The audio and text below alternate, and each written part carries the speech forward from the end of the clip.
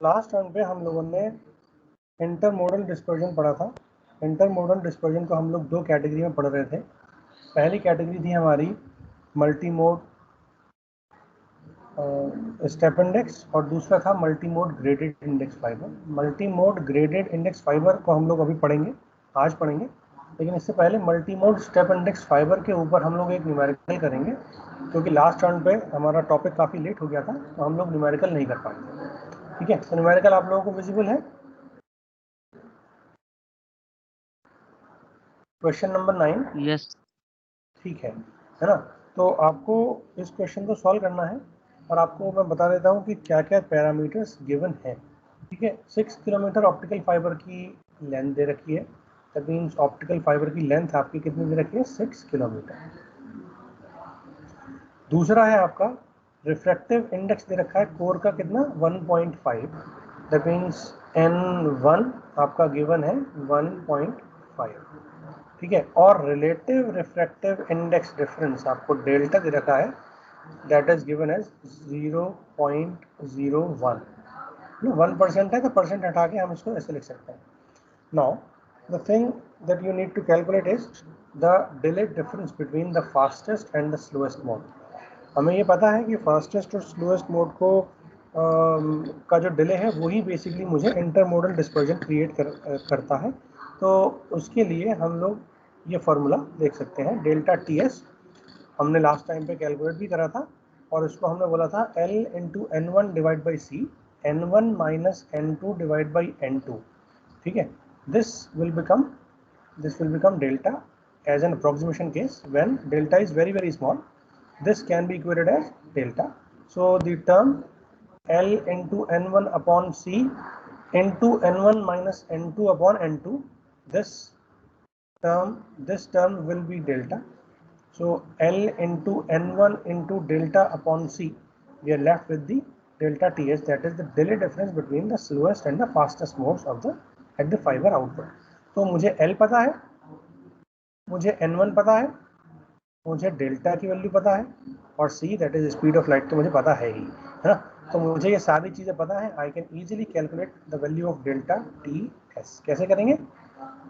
Delta T S है ना, L की वैल्यू कितनी है? 6 किलोमीटर, मतलब 6 इंटू 10⁻³ इंटू N1 कितना है? 1.5 इंटू डेल्टा कितना है? 0.01, 1% है ना, divide by C that is 3 into 10⁸ meters पर सेकेंड। ठीक है, ये भी मीटर में था, ये भी मीटर में है, तो मीटर से मीटर कैंसिल आउट हो जाएगा। ठीक है, और ये पर सेकेंड ऊपर पहुंच जाएगा सेकेंड्स के अंदर। तो we can write it as 6, इसको 2 से डिवाइड कर देंगे, 6 को डिवाइड कर देंगे 3 से, तो ये हो जाएगा 2 इंटू 1.5 है ना, दैट इज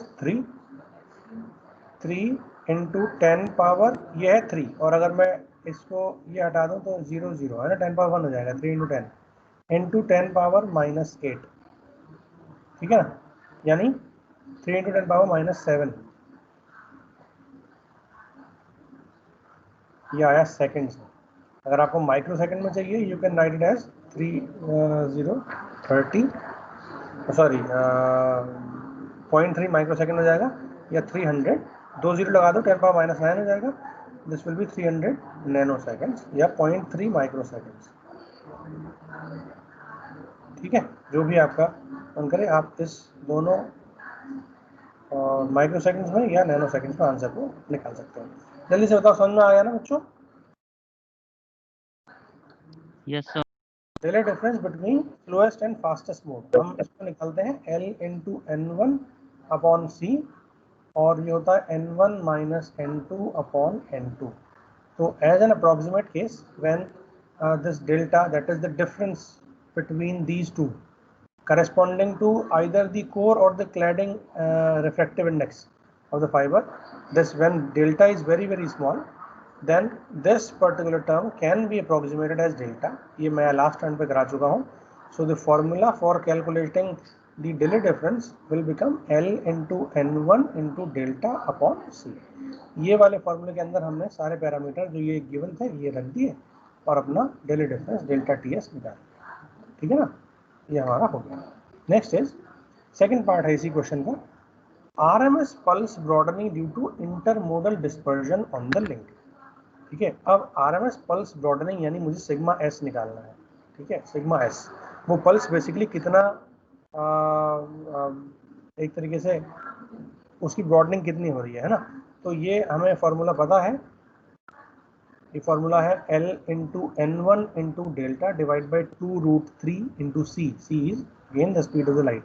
और अगर मैं N1 इंटू डेल्टा इसको देखता हूँ डेल्टा को, है ना, तो यहाँ पर मैं इसको L डिवाइड बाई 4√3 भी कर सकता हूँ, N1 NA स्क्वायर यानी न्यूमेरिकल अपर्चर स्क्वायर। अगर न्यूमेरिकल अपर्चर मुझे गिवन है तो I will apply this formula, और अगर मुझे न्यूमेरिकल अपर्चर गिवन नहीं है, मुझे केवल रिफ्रैक्टिव इंडेक्स गिवन है, तो I will use L into N1 into delta upon 2√3C। ठीक है, तो आपको L की वैल्यू गिवन है, सिग्मा S की वैल्यू हो जाएगी ये, है ना, RMS pulse broadening. L again is 6 kilometre into N1 again 1.5 into delta that is 0.01। we know in the question the values of these L N1 delta is given. 2√3 is 1.732, you can write 1.732 into C, that is 3 into 10 power 8. So 3 into 10 power 8 meters per second. Again this will be in meters, this will be in meters, so you will get meters, meter cancel, and per second going in the numerator side will become seconds. So 3 2 is 6 and 2 is 2 cancelled out, so you are left with 1.5 into 10 power 1 into 10 power minus 8 divided by 1.732. So you can calculate the value and you can easily get the answer, that is equals to 86.7 nanoseconds, right?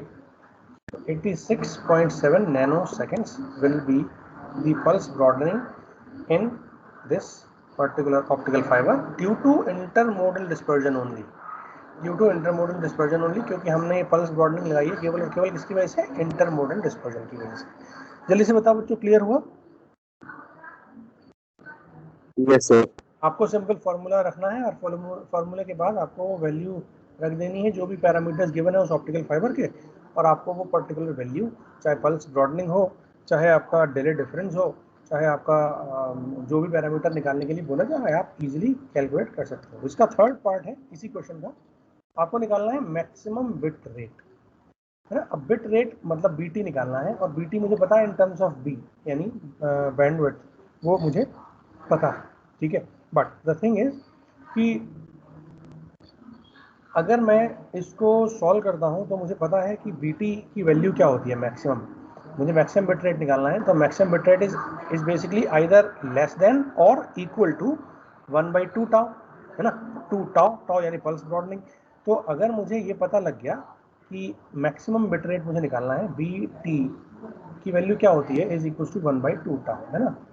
अब इसकी maximum value क्या होगी, इसकी maximum value होगी जब मैं B T की value को क्या बोलूँगा, इसकी मैक्सिमम वैल्यू क्या होगी, दिस विल बी 1/2 टाउ या 1/2 डेल्टा टी एस, है ना, क्योंकि पल्स ब्रॉडनिंग कितनी है, डेल्टा टी एस की फॉर्म में हमने मेंशन करी थी, तो ये हो गया 1/2 डेल्टा टी एस। तो ये मैक्सिमम वैल्यू हुई, क्योंकि ये लेस देन और इक्वल टू है, मैक्सिमम वैल्यू होगी इक्वल टू वाली, है ना, यानी इक्वल टू वाली, ये मेरी मैक्सिमम वैल्यू होगी।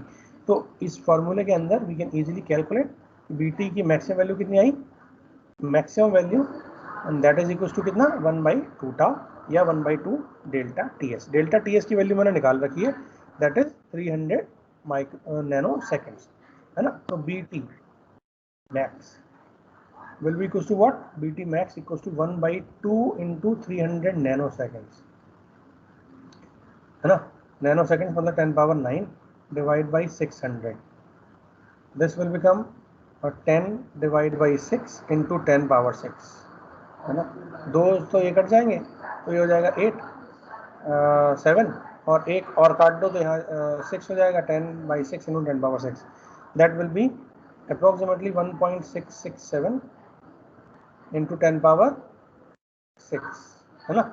और ये पर सेकंड आएगा, per second, number of bits per second, we can write it as how many number of samples, bit rate, it is how many number of samples per second, that is given by bits per second. So this will be 1.67, approximately 1.67 megabits per second, mbps.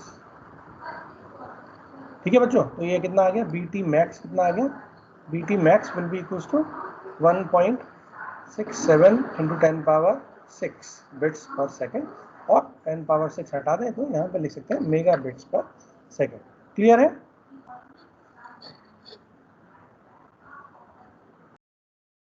Clear है बच्चों, जल्दी से बोलो। Yes sir. यहाँ पर मैंने एक चीज मेंशन करी है कि without substantial errors on the link assuming only intermodal dispersion, है ना। तो ये चीज इंटरमोडल डिस्पर्जन के लिए, मैं ही इंटरमोडल डिस्पर्जन वाली पल्स ब्रॉडनिंग यानी डेल्टा टीएस लगाऊंगा, इसीलिए मैंने यहाँ पर इंटरमोडल डिस्पर्जन मेंशन करा था, तो यहाँ पर डेल्टा टीएस लगाया है। ठीक है, अगर मेरे को इंटरमोडल की जगह इंट्रामोडल गिवन होता है तो मुझे ऑटोमेटिकली उसके लिए वो वाला टॉल लगाना पड़ता है ना, क्योंकि पल्स ब्रॉडनिंग इंट्रामोडल के लिए अलग है, इंटरमोडल के लिए अलग है। नाउ इसको कैलकुलेट करने का एक फॉर्मूला और है, और वहाँ से हम लोग एक्चुअल में प्रैक्टिकल लेवल पर इसकी मैक्सिमम बिट रेट कैलकुलेट करते हैं। ठीक है, और वो गिवन होता है 0.2 डिवाइड बाई सिग्मा एस। देखो हमने अभी पल्स ब्रॉडनिंग निकाली in terms of RMS sense, है ना, root mean square sense, average sense में, क्योंकि हो सकता है किसी पर्टिकुलर पॉइंट पर मेरी पल्स ब्रॉडनिंग कम हो, किसी पर्टिकुलर पॉइंट पर पल्स ब्रॉडनिंग ज़्यादा हो, तो अगर मैं ओवर द लेंथ मैं पल्स ब्रॉडनिंग निकालूं एवरेज सेंस में, उसको हम बोलेंगे root mean square pulse broadening, RMS pulse broadening. तो सिग्मा एस अगर मुझे गिवन है, तो सिग्मा एस गिवन है, तो we can calculate the BT max, that is maximum bit rate, that is given by 0.2 divide by the root mean square pulse broadening, that is 0.2 divided by sigma s. Now sigma s की value मुझे given थी, कितनी थी वो हमने निकाली थी 86.7, last part में, पार्ट बी में निकाली थी। तो you can calculate it as 0.2 divide by 86.7 nano seconds यानी 10 पावर 9। तो you can easily calculate the value and that will be equals to, जल्दी से बताओ मुझे फटाफट से कितनी इसकी वैल्यू आई। 0.2 और ये हटा देंगे, है ना, इसको लिख लो 2000 डिवाइड बाई 867 इंटू 10 पावर 6। ठीक है, अप्रॉक्सीमेटली आएगी ये लगभग 2, है ना, 2.25, 2.2 समथिंग, 2.2 समथिंग आएगी। जल्दी से बताओ वैल्यू कैलकुलेट करके कितनी आई।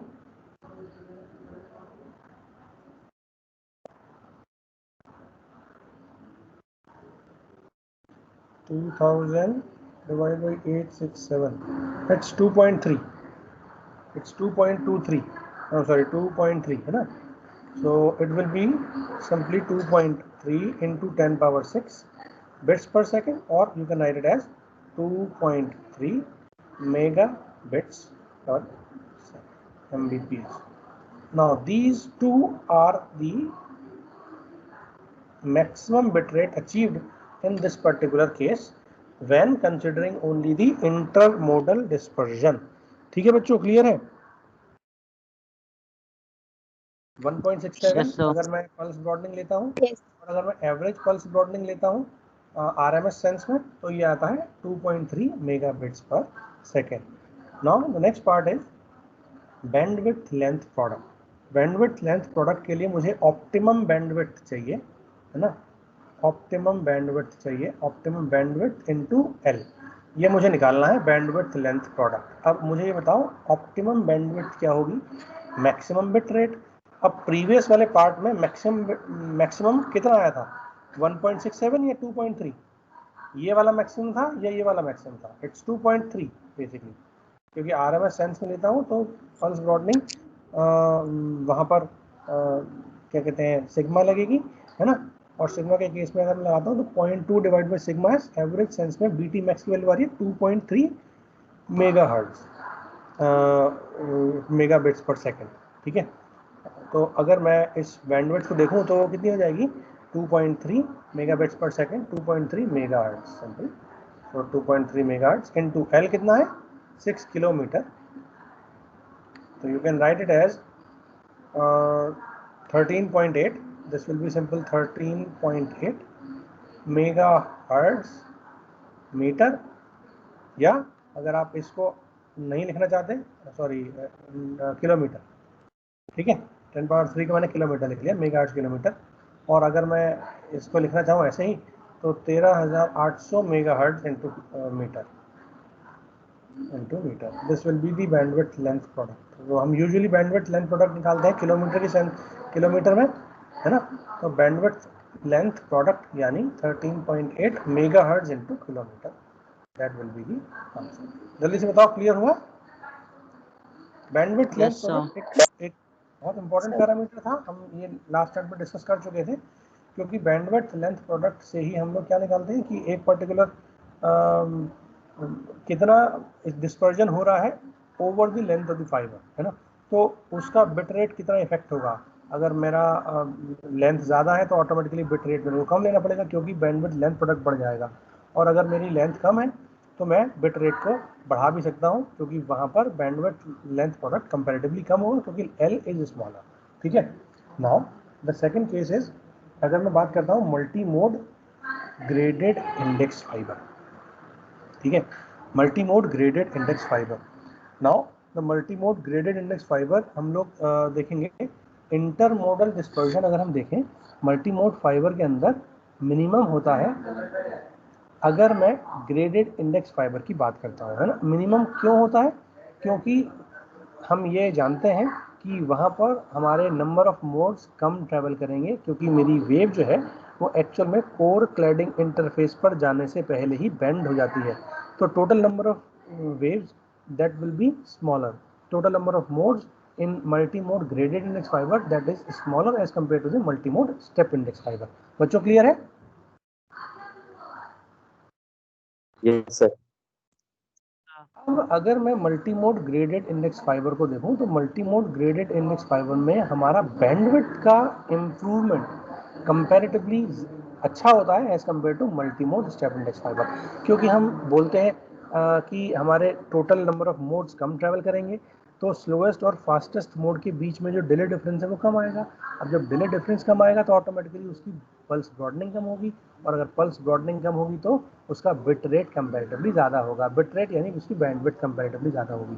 तो अगर हम बात करें multi mode step index fibre की, तो multi mode step index fibre के कंपैरिजन में multi mode graded index fibre का जो बैंडविड्थ है वो अच्छा होता है, ठीक है। The reason for improved performance of graded index fibre, वो जो रीज़न है वो मैं इस फिगर में रे डायग्राम, रे थ्योरी के थ्रू हम इसको देख भी सकते हैं। देखो आप ध्यान से, मैं ये बोल रहा हूँ कि टोटल नंबर ऑफ मोड्स मेरे कम प्रोपेगेट कर रहे हैं इस ग्रेडेड इंडेक्स फाइबर में। क्यों? क्योंकि वो कोर क्लैडिंग इंटरफेस से पहले ही मेरी वेव बैंड हो जा रही है, वो यहाँ तक आई नहीं थी, है ना। अगर वो यहाँ तक आती तो ऑटोमेटिकली यहाँ पर और नंबर ऑफ वेव्स ट्रैवल कर सकती थी, लेकिन क्योंकि यहाँ से पहले ही बैंड हो गई, रिलेटिव रिफ्लेक्टिव इंडेक्स मेरा बढ़ रहा है जैसे जैसे मैं क्लैडिंग की तरफ जा रहा हूँ, है ना, कोर से क्लैडिंग की तरफ जा रहा हूँ, तो मेरा रिफ्लेक्टिव इंडेक्स घट रहा है, ठीक है। और मैं कोर की तरफ आ रहा हूँ तो ये रिफ्लेक्टिव इंडेक्स बढ़ रहा है, कोर की तरफ आने में बढ़ रहा है, पैराबोलिक रिफ्लेक्टिव इंडेक्स प्रोफाइल है, तो ऑटोमेटिकली हम बोल सकते हैं कि यहाँ पर बेंडिंग पहले ही हो जाएगी before reaching to the core cladding interface. And that is the reason why we are saying that we have a significant improvement in the bandwidth in the multimode graded index fiber rather than multimode step index fiber, ठीक है। तो अभी हम दो case consider करेंगे इसमें, एक मेरी एक्सियल रे जो मेरी फाइबर की कोर एक्सिस से पास हो रही है ना, और दूसरी एक रे जो मैक्सिमम डिस्टेंस ट्रैवल कर रही है, दैट इज दिस वन, ठीक है। तो ये मेरी कई सारी रेज हैं, एक ये वाली रे है ना, एक ये वाली रे, और एक मैंने ये एक्सियल रे ली है। टोटल 4 रे मैं इस फिगर में दिखा रहा हूँ, है ना। अब इस फिगर में आप देख सकते हो मैंने कई सारे पाथ दिखाए हैं, 4 पाथ दिखाए हैं मेरिडियनल रेज के, जो कि फाइबर एक्सिस से पास हो रही हैं, फाइबर की कोर से पास हो रही है। अगर हम इसको ध्यान से देखें तो मेरिडियनल रे जो है वो साइनोसॉइडल ट्रैजेक्टरीज फॉलो कर रही है अलग अलग पाथ लेंथ पे, because of the index grading. उस कोर के इंडेक्स की ग्रेडिंग की वजह से, है ना, पैराबोलिक रिफ्लेक्टिव इंडेक्स प्रोफाइल की वजह से हमारा साइनोसॉइडल वेव पाथ उस पर्टिकुलर रे का बन रहा है, rather than triangular wave path. अब इस साइनोसॉइडल की वजह से ही हम लोग क्या बोलेंगे कि ग्रुप वेलोसिटी जो है वो हम बोलते हैं कि इन्वर्सली प्रोपोर्शनल होती है रिफ्रैक्टिव इंडेक्स के। तो जितना लॉन्गर साइनोसॉइडल पाथ हमारा होगा वो मेरे हायर स्पीड को कंपनसेट करेगा, compensate for higher by higher speeds in lower index medium away from the axis. Fibre की कोर एक्सिस से जितना हम दूर जाएंगे, यानी जितना हम क्लैडिंग के पास जाएंगे, उतना ही वेव की स्पीड कंपैरेटिवली हायर होगी, क्योंकि हायर तब होती है जब हमारा रिफ्रैक्टिव इंडेक्स कम होता है। अब मेरे कोर क्लैडिंग इंटरफेस पर सबसे कम रिफ्रैक्टिव इंडेक्स कहाँ पर है? क्लैडिंग के जस्ट पहले, कोर की तरफ क्लैडिंग से जस्ट पहले, वहाँ पर सबसे कम है। तो इसका मतलब उस वेव की स्पीड सबसे ज़्यादा होगी, है ना। हम ये बोलते हैं ना वेलोसिटी जो है वो वेलोसिटी ऑफ द लाइट के डिवाइड हो जाती है। अगर मैं वेलोसिटी देखूँ, फेज वेलोसिटी, तो जितना मेरा n ज़्यादा होगा उतनी मेरी वेलोसिटी कम होगी, है ना। अब मुझे वेलोसिटी बढ़ानी है, ये मुझे बढ़ानी है। दैट मीन्स मैं क्या बोलूँ कि मेरा जब n की वैल्यू कम होगी तो मेरी वेलोसिटी बढ़ जाएगी, है ना। और n की वैल्यू कम कब है? n की वैल्यू कम है, देखो आप ध्यान से, ये मेरा क्लैडिंग का रिफ्रैक्टिव इंडेक्स था और कोर का रिफ्रैक्टिव इंडेक्स का मैं इसको बोल रहा हूँ कि ये मेरी ग्रेडेड इंडेक्स प्रोफाइल है, पैराबोलिक, है ना, पैराबोलिक रिफ्रैक्टिव इंडेक्स प्रोफाइल है। तो it will be like this. Now you can see कि यहाँ पर या इस रीजन में, near to this region, near to the cladding region, हमारा जो रिफ्रैक्टिव इंडेक्स है उसकी वैल्यू कम है, और जितना मैं कोर की फाइबर एक्सिस पर जा रहा हूँ उतना मेरा ज़्यादा है। नाउ अगर मैं सबसे स्लो मोड की बात करूँ तो सबसे स्लो स्पीड होगी इस वेव की, जो कि एक्सियल रे होगी, क्योंकि ये हाईएस्ट रिफ्रैक्टिव इंडेक्स से पास कर रही है ना। और दूसरा जो सबसे कम होगी वाली वेव जो मेरी इस पर्टिकुलर पोर्शन से पास हो रही होगी, है ना। तो हायर स्पीड यानी वो वेव जो क्लैडिंग के नियर बाई है, और लोअर स्पीड दैट मीन्स जो मेरी वेव जो है वो मेरी एक्सिस से, फाइबर की एक्सिस से पास हो रही है। यहाँ पर रिफ्रैक्टिव इंडेक्स कितना है? n1, that is maximum parabolic profile के केस में, ठीक। तो अगर मैं यहाँ पर देखूँ तो हम यहाँ बोल सकते हैं कि हाई इंडेक्स रीजन में, यानी कोर एक्सिस पर मेरी वेव जो है वो स्लोएस्ट स्पीड की होगी, और अगर मैं रिफ्रैक्टिव इंडेक्स जहाँ पर कम है यानी क्लैडिंग की तरफ, वहाँ पर मेरी स्पीड हाई होगी, है ना। ये दोनों चीज़ मैं ऑलरेडी आपको बता चुका हूँ। नेक्स्ट इज कि अगर मैं इन दोनों ही पाथ को देखूँ तो मुझे डिले डिफरेंस निकालना है। डिले डिफरेंस इन दोनों के डिफरेंस में ही मैक्सिमम होगा, क्योंकि सबसे कम टाइम ये वाली वेव लेगी जो कि क्या कहते हैं, फाइबर एक्सिस से जा रही है, और सबसे ज़्यादा टाइम लेगी जो कि वेव मेरी क्या कह सकते हैं एक तरीके से हाईएस्ट लोएस्ट रिफ्रैक्टिव इंडेक्स वाले पोर्शन से, यानी क्लैड क्या बोल सकते हैं इसको, क्लैडिंग वाली इंटरफेस के पोर्शन से निकल रही होगी। लेकिन यहाँ पर आप थोड़ा सा सोच करके देखना इस चीज़ को। It is not exactly the same statement which I have made, that is correct. क्यों? क्योंकि अगर मैं केवल और केवल कोर एक्सिस की बात करूं, कोर एक्सिस की वेव सबसे कम पाथ ट्रैवल कर रही है, सबसे कम पाथ ट्रैवल कर रही है, क्योंकि ये बिल्कुल स्ट्रेट कोर एक्सिस से ही पास हो रही है। लेकिन इसकी स्पीड कंपैरेटिवली कम होगी। क्यों कम होगी? क्योंकि इस पर्टिकुलर पोर्शन में जहाँ पर मैं कोर की बात कर रहा हूँ, उस कोर में मेरा जो क्या बोलते हैं रिफ्रैक्टिव इंडेक्स है, दैट इज लार्जर। तो velocity that will be c by n1, और n1 is higher in this particular case, so the velocity is minimum. This is higher and the velocity will be minimum. Now the thing is कि अगर मैं एक ये वाली wave को देखूं जो कि कर्व की फॉर्म में जा रही है साइनोसॉइडल प्रोफाइल की तरफ, है ना, ये वेव ट्रैवल कर रही है ज़्यादा पाथ, है ना। ये इसको आप अगर आप ध्यान से देखो तो यहाँ से लेकर के ऑप्टिकल फाइबर के इनपुट से आउटपुट तक पहुँचने में सबसे ज़्यादा पाथ ट्रैवल कर रही है। बट द थिंग इज कि पाथ तो ज़्यादा ट्रैवल कर रही है, लेकिन इसकी स्पीड कंपैरेटिवली ज़्यादा है, क्योंकि ये कम रिलेटिव इंडेक्स वाली प्रोफाइल से, क्योंकि सबसे ज़्यादा है कोर की एक्सिस पे, और ये इस एक्सिस पे बहुत कम देर है, बाकी टाइम पे ये ज़्यादा देर है। इसका मतलब इसकी वेलोसिटी कंपैरेटिवली ज़्यादा होगी इस वेव की इसकी वेलोसिटी के कंपैरिजन में। तो यहाँ पर हमें इन दोनों चीज़ों को ध्यान में रखते हुए डिले कैलकुलेशन करनी है। एक्सप्रेशन जो है वो हम देखते हैं, वो ये देखते हैं कि जो टाइम स्लॉट है वो लगभग 70% जो ग्रेडेड टाइम इंटरवल है वो 70% of the optical power concentrated in the first half of the interval. अब अगर आप उसकी पावर को देखो तो उसकी जो पावर है वो लगभग 70% of the optical power concentrated है केवल फर्स्ट हाफ में, और रिमेनिंग सेकेंड हाफ में 30% पावर है ना। इसी रीजन से हम ये बोलते हैं कि this equation does not restrict the expression. अभी मैं एक क्वेश्चन लिखूंगा, आपको बताऊंगा, वो बैंडविड्थ को रिस्ट्रिक्ट नहीं करता, क्योंकि हम ये बोलेंगे कि जो मेरा मैक्सिमम पावर है that is approximately 70% of the power that lies in the first half of the interval. ठीक है, उसके बाद RMS पल्स ब्रॉडनिंग अगर मैं इसको निकालूं तो इसको निकालने के लिए multi mode graded index fibre में हम निकालेंगे इसको इन दोनों पैरामीटर को यूज करते हुए कि हम फास्टेस्ट और स्लोएस्ट मोड को भी ध्यान में रखेंगे, प्लस जो टोटल ऑप्टिकल पावर है 70% जो कि लाई कर रही है मेरी कहाँ पे, first half of the interval में, उन दोनों ही चीज़ों को ध्यान में रखते हुए हम निकालेंगे। अगर आप इसको ध्यान से देखो तो जो मेरा रिफ्रैक्टिव इंडेक्स प्रोफाइल था वो पैराबोलिक प्रोफाइल थी ऑलमोस्ट, है ना। मैंने आपको बताया भी अभी कि जो रिफ्रैक्टिव इंडेक्स प्रोफाइल है ग्रेडेड इंडेक्स फाइबर की, वो मेरी पैराबोलिक प्रोफाइल है, ऑलमोस्ट पैराबोलिक प्रोफाइल है। तो मेरी ब्रॉडनिंग जो होगी वो कंपैरेटिवली कम होगी, रिड्यूस्ड हो जाएगी अगर मैं स्टेप इंडेक्स फाइबर की बात करूँ, क्योंकि वहाँ पर मेरा रिलेटिव रिफ्रैक्टिव इंडेक्स कंपैरेटिवली कम होगा।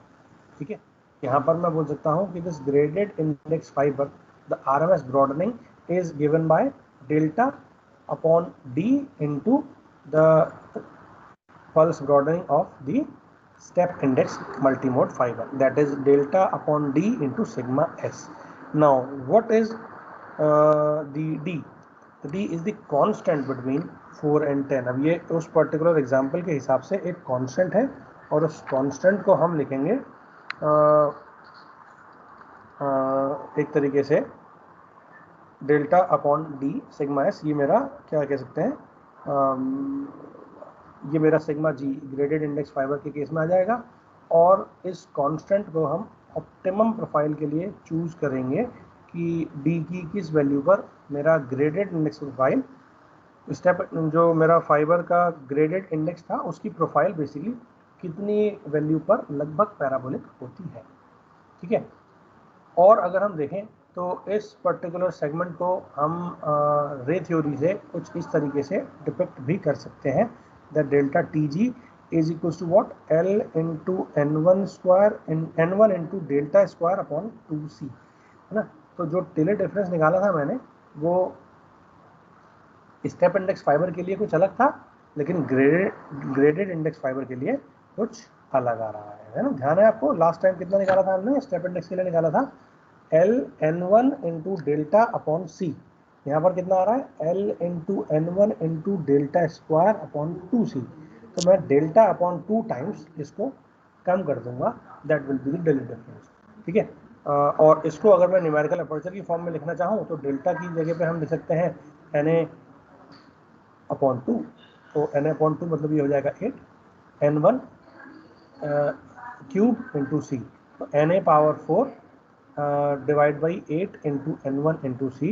You can directly use this equation to calculate the delay difference between the fastest and the slowest mode for a multi-mode graded index fiber. ठीक है, अगर मैं इलेक्ट्रोमैग्नेटिक मोड की बात करूं तो यहाँ पर मैं लगभग पावर निकाल सकता हूँ, और उसको आउटपुट पावर अगर मैं निकालूं तो वहाँ पर मैं एब्सोल्यूट विड्थ, टेम्पोरल विड्थ निकाल सकता हूँ, और वो जो है मेरी वो कितनी है, that is given bye L into N1 into delta square upon 8C, है ना।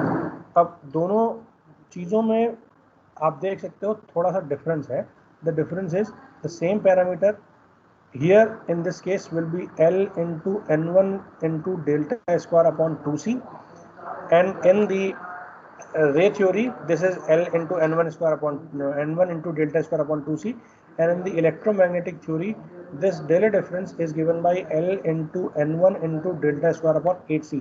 that means अगर मैं रे थ्योरी की बात करता हूँ तो रे थ्योरी में जो मेरा डिले डिफरेंस है that is almost 4 times less, 4 times more than the electromagnetic theory. अब डिले डिफरेंस मुझे मिनिमम करना है या मैक्सिमम करना है, और उसके बेसिस पे वी कैन चूज कि मैं कौन सा इलेक्ट्रोमैग्नेटिक मोड यूज़ करूँ या क्या कह सकते हैं एक तरीके से आपका रे थ्योरी वाली अप्रोच यूज़ करूँ।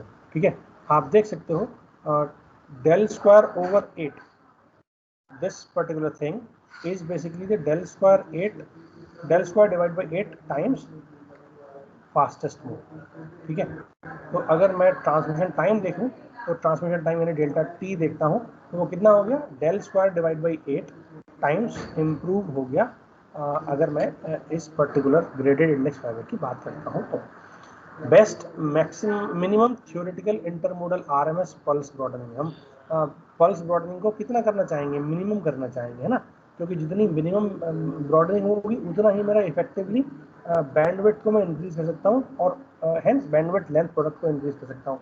तो अगर मैं अपने ऑप्टिकल फाइबर की ब्रॉडनिंग को कम करना चाहता हूँ तो मैं मिनिमम ब्रॉडनिंग करूँगा अगर मैं ग्रेडेड इंडेक्स फाइबर की एक ऑप्टिमम कैरेक्टरिस्टिक्स लेकर के चलता हूँ, है ना। तो यहाँ पर मैं अल्फा यानी उस इंडेक्स प्रोफाइल का ऑप्टिमम इंडेक्स प्रोफाइल लेकर के चलता हूँ और उसको हम बोलते हैं that is basically 2 minus 12 delta divide by 5। अगर मैं इस प्रोफाइल को चूज करूँगा तो मेरे ग्रेडेड इंडेक्स प्रोफाइल के अंदर minimum theoretical intermodal RMS pulse broadening आएगी। अगर मैं डेल्टा की वैल्यू कितनी लेता हूँ, 2 minus 12 delta divide by 5, delta is the same that is relative refractive index difference. ठीक है, तो मुझे ये प्रोफाइल चूज करनी पड़ेगी अल्फा। अल्फा क्या लिया था मैंने, अल्फा लिया था जो ये जो प्रोफाइल पैरामीटर आया था ना ये। तो बेसिकली इस पर्टिकुलर स्टेप इंडेक्स को सॉरी स्टेप इंडेक्स नहीं, स्कोर के इंडेक्स के प्रोफाइल को अगर मैं कुछ ऐसा मेंशन करके चलता हूँ, है ना, not in terms of this constant, this is basically relative refractive index, that is n1 square minus n2 square upon n1 square 2n1 square।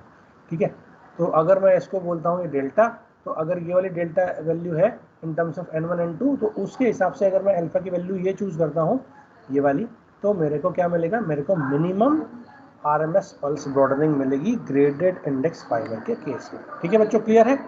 और उसके केस में वी कैन से कि जो मेरा डेल्टा सिग्मा जी आएगा average RMS pulse broadening in the graded index fibre, that will be L into N one into delta square upon 20√3c। ठीक है, this will be the average pulse broadening in the graded या RMS pulse broadening in the graded index fibre. जल्दी से बताओ बच्चों, clear हो गया? Yes sir. ठीक, तो सृजल है, सृजल क्लियर हुआ? आर्यन, रूपल क्लियर हो रहा बच्चों? Yes sir. अब मैं आपको एक क्वेश्चन दूंगा और उस क्वेश्चन को आपको मुझे फटाफट से सॉल्व करके बताना है। ठीक है, फटाफट से कैलकुलेटर निकाल लो, मैं आपको क्वेश्चन दे रहा हूँ। ये फार्मूला आपको मैं दोबारा बता दूंगा कि ये फार्मूला क्या है, ताकि आप लोगों को इसको कैलकुलेट करने में कोई दिक्कत ना हो। जब भी क्वेश्चन आएगा एग्ज़ाम में, ख़ास तौर से वो इन फार्मूलेज पे बेस्ड ही आएगा, तो आपको ये फार्मूले चाहे इंटरमोडल डिस्पर्जन के हों, चाहे इंट्रामोडल डिस्पर्जन के हों, चाहे वेव गाइड डिस्पर्जन हो, चाहे मटेरियल डिस्पर्जन हो, चाहे सिंगल स्टेप हो, चाहे स्टेप इंडेक्स हो, चाहे मल्टी मोड स्टेप इंडेक्स हो, चाहे मल्टी मोड ग्रेडेड इंडेक्स हो, ये फार्मूले आपको याद करने पड़ेंगे ताकि उन फार्मूले पे बेस्ड आप डायरेक्टली वैल्यूज पुट करके सीधे सीधे पल्स ब्रॉडनिंग या डिले डिफरेंसेस या बैंडविड्थ लेंथ प्रोडक्ट ये सारी पैरामीटर्स को निकाल सकें। ठीक है बच्चों, मैं फटाफट से एक क्वेश्चन दे रहा हूँ आप लोगों को और आप मुझे इसकी वैल्यू बताओ। आरएमएस पल्स ब्रॉडनिंग आपको कैलकुलेट करनी है 6 किलोमीटर के ग्रेडेड इंडेक्स फाइबर, यानी सबसे पहली चीज तो एल कितना दे रखा है आपको, 6 किलोमीटर। ठीक है, अच्छा, कोर एक्सिस का रिफ्रैक्टिव इंडेक्स आपको दे रखा है यानी N1, कोर का दे रखा है refractive index that is 1.5। Now देख सकते हो आप एक्सिस का रिफ्रैक्टिव इंडेक्स है, कोर का नहीं है, क्योंकि N1 की वैल्यू पूरे कोर के अंदर चेंज हो रही है, लेकिन एक्सिस पर इसकी मैक्सिमम वैल्यू होगी that is 1.5, that is given. So the axis the maximum value for the refractive index is available at the axis of the core, that is given as 1.5. Now the relative refractive index difference is 1.1%, that is, you can say again, it is 0.01, delta is 0.01. Now you need to calculate the RMS pulse broadening in the multi-mode index graded index fibre, है ना, multi mode graded index fibre. तो last time पे हमने पढ़ा था multi mode step index fibre. अब जो हम आरएमएस पल्स ब्रॉडनिंग निकालनी है वो निकालनी है multi mode graded index fibre. और अभी जस्ट थोड़ी देर लास्ट स्लाइड पे मैंने आपको सिग्मा जी का फॉर्मूला लिख करके बताया था, वो कितना था, वो आया था L into N1 into delta square upon 20 √3 C, है ना, यही था ना, यही था। ठीक है, मैं इस पे जो लिखा है वो हटा देता हूँ ताकि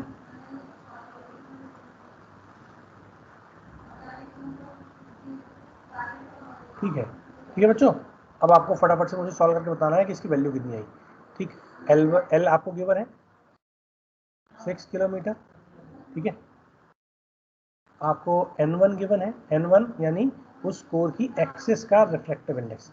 डेल्टा आपको गिवन है 0.01, 20 √3 तो कांस्टेंट है ही, और C speed of the light constant है, यानी आप लिखोगे सीधे सीधे 6 into 10⁻³ into N1 that is 1.5 into delta square यानी 0.01 square divide by 20 into √3 that is 1.732 into C, that is 3 into 10⁸ meters per second. Now you can easily solve the value to get me the answer of sigma g. कितना आया sigma g, जल्दी से बताओ।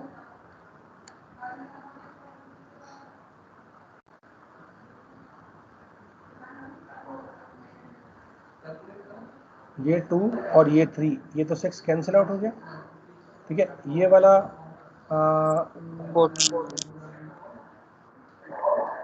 क्या है 1.5 divide by 1.732, है ना। अब देखो 10⁻3 ये कितना हो जाएगा, ये हो जाएगा 10⁻⁻4, 10⁻⁻4, है ना, 10⁻⁻4 इंटू 10⁻3 इंटू ये 10⁻8 नीचे है, 10 एक और इधर है ना, ये 10⁻9, तो 10⁻⁻9 ऊपर हो जाएगा। ठीक है, तो दिस विल बी 9 और 4 13, 13 माइनस 3 यानी 10⁻⁻10, so this will be into 10⁻⁻10, and tell me what is the value of 1.5 divided by 1.732, that is 1.5 divided by 1.732, that is equals to 8.866. Yeah. So that will be equals to what, 0.866 into 10⁻⁻10, and that is available in what, in seconds. ये मेरा kilometre में था, बाकी सारे constants हैं, ये मेरा metres पर सेकंड है, मैंने इसको मीटर में कन्वर्ट कर लिया, तो ये वाला मीटर इस वाले मीटर पर सेकंड से कैंसिल हो गया और ये सेकंड ऊपर पहुंच जाएगा, this will be in seconds. So the answer is what, the answer is क्या लिख सकते हैं हम, इसको लिख सकते हैं 10⁻⁻9 करूंगा अगर मैं इसको, है ना, नैनो सेकंड में कन्वर्ट कर लूंगा तो कितना आ जाएगा 0.08। Yes sir. तो 10⁻⁻12 में कन्वर्ट कर लो, 86.6 इंटू 10⁻⁻12, ठीक है, 86.6 इंटू 10⁻⁻12 सेकेंड्स, या 86.6 कितना, पीको सेकेंड्स। क्लियर है बच्चों, जल्दी से बताओ।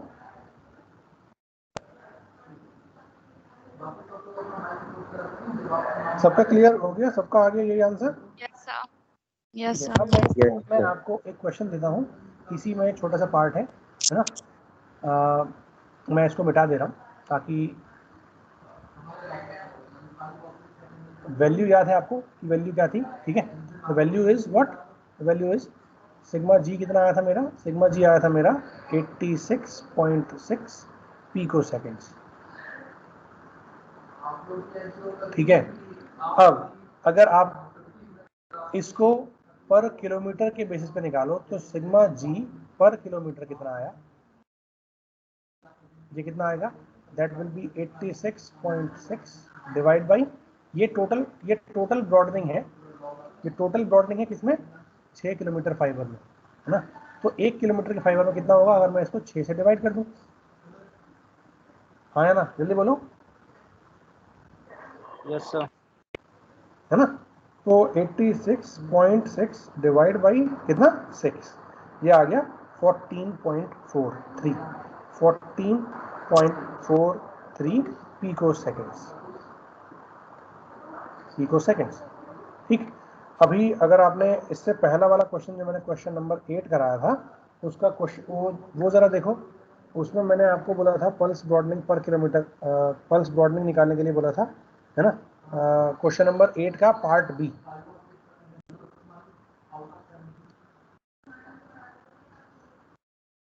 ध्यान है मेरा, हमारा जो स्टेप इंडेक्स फाइबर के लिए मल्टीमोड ग्रेडेड के लिए दिया आया था, मल्टीमोड स्टेप इंडेक्स के लिए क्या था, वो फॉर्मूला था L into N1 into delta upon 2√3C, है ना। देखो पैरामीटर मैंने पिछली बार भी 6 किलोमीटर लिया था लेंथ, कोर का रिफ्लेक्टिव इंडेक्स 1.5 लिया था, रिलेटिव रिफ्लेक्टिव इंडेक्स 1% लिया था डिफरेंस, है ना। तो यहाँ पर ये जो वैल्यू आई थी कितनी आई थी, जल्दी से बताओ जरा मुझे, 6 into 10⁻³ into 1.5 into 0.01 divide by 2 into 1.732 into C, that is 3 into 10⁸। जरा फटाफट से मुझे कैलकुलेट करके बताओ कितना आया ये वाला आंसर। Sir 36.7 nano second. नहीं, 80s में आया था, मैं करा था ना लास्ट टाइम पे, पार्ट बी, क्वेश्चन नंबर 8 का पार्ट बी देखो जरा, अभी अभी आपने थोड़ी देर पहले करा होगा, आज ही के लेक्चर में हमने करा है, दैट इज यस सर। कितना आया था सर 86.7।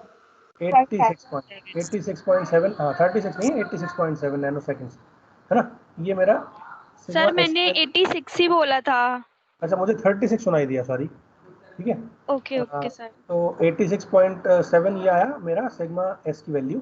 अब ये 6 किलोमीटर फाइबर के अंदर आई है, अगर मैं इसको भी पर यूनिट लेंथ निकालना चाहूँ तो sigma S divide by L, यानी सिग्मा एस पर किलोमीटर कितना आ जाएगा, that will be again 86.7 divide by 6, है ना। ये मेरा आ जाएगा, जल्दी से बताओ, ये भी लगभग 14.4 के आसपास ही आएगा, 14.4 नैनो सेकेंड्स, है ना, यही तो आएगा।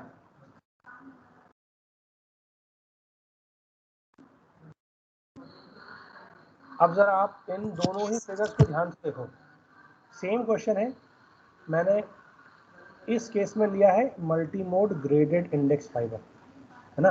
तो पल्स ब्रॉडनिंग आ रही है मेरी कितनी, 14.43 पिको सेकेंड्स, है ना। और दूसरा वाला केस है जब मैंने लिया है स्टेप इंडेक्स फाइबर, तो स्टेप इंडेक्स फाइबर के केस में जो मेरी पल्स ब्रॉडनिंग आ रही है वो कितनी आ रही है, that is 14.4 nano seconds. Now pico seconds छोटा है या नैनो सेकेंड्स छोटा है, जल्दी से बताओ।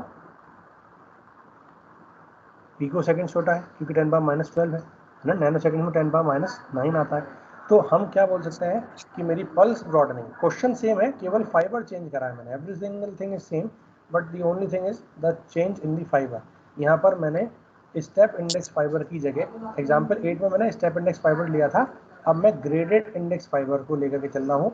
और आप ध्यान से देखो, the step index fibre shows me the pulse broadening पर किलोमीटर बेसिस पे कितना, 14.4 नैनो सेकेंड्स की ब्रॉडनिंग है पर किलोमीटर के बेसिस पे, पर किलोमीटर, है ना, पर किलोमीटर। और वहीं पे मेरा 14.4 पिको सेकेंड्स की ब्रॉडनिंग है पर किलोमीटर, किसके केस में, ये पल्स, ये है ग्रेडेड इंडेक्स फाइबर के केस में, और ये है मेरी स्टेप इंडेक्स फाइबर के केस में। तो आप इस क्वेश्चन से भी देख सकते हो कि which type of optical fibre is giving me the minimum amount of pulse broadening पर किलोमीटर बेसिस। कौन सा वाला है बताओ, स्टेप इंडेक्स या ग्रेडेड इंडेक्स, ग्रेडेड इंडेक्स, ठीक है। ग्रेडेड इंडेक्स इज बेस्ट, क्यों, क्योंकि ये पल्स ब्रॉडनिंग मुझे दे रहा है कम, है ना। एक पल्स ब्रॉडनिंग आ रही है मेरी पिको सेकेंड्स में, और एक पल्स ब्रॉडनिंग आ रही है मेरी नैनो सेकेंड्स में। तो नैनो सेकेंड्स ये है या फिर ये है? अगर ये मेरा नैनो है तो ये नैनो नहीं होगा, ये पीको नहीं होगा, है ना। और अगर मेरा ये पीको है तो ये नैनो होगा। This will mean pico seconds, sorry nano seconds, this will mean pico seconds. मेरा छोटा होगा, है ना, पीको सेकेंड्स। तो मेरा पल्स ब्रॉडनिंग है वो स्टेप इंडेक्स में ज़्यादा है as compare to graded index. Graded index profile के केस में मेरी पल्स ब्रॉडनिंग हमेशा कम है। Reason behind this is the wave that is going into the optical fiber. Before it reaches to the cladding interface, it bends. That restricts the number of modes propagating in the optical fiber, and that is why we can say the delay difference between the highest and the lowest velocity modes is minimum, and that is why the pulse broadening is minimum. ठीक है बच्चों, clear है? Pulse broadening minimum है, that means that particular type of fibre can have maximum bandwidth और maximum bandwidth length product. जल्दी से बताओ बच्चों, क्लियर हुआ या नहीं? Yes sir. Yes sir. आज के सेशन को हम यहाँ एंड करते हैं, ठीक है। और मैं आपको एक